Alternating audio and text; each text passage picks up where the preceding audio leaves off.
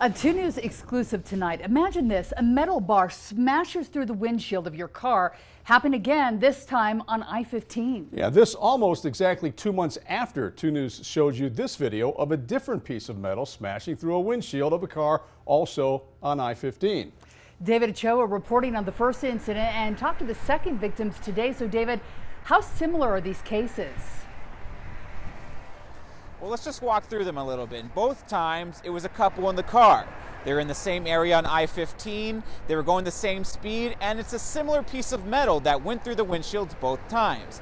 And it was actually our first story that we did that made the latest victims reach out to us.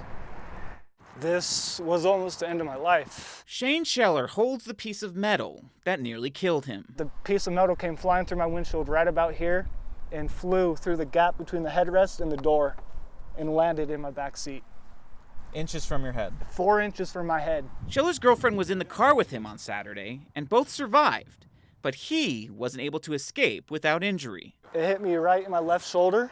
It started down here, and there's a big bruise all on my shoulder. If this story sounds familiar, it's because 2 months ago, the same thing happened to someone else. My girlfriend was looking up what's the likely chance of metal flying through your windshield, and she didn't find anything, but she found one video. This is the video she found. A similar piece of metal flying through Ethan White's windshield in September. I saw it hit just straight in the middle of the windshield and thought, well, either this is going to be a crazy story or this is it. And now, Scheller has a similar story as White. That's how we found out about it and wanted to contact you guys. The two incidents are shockingly similar.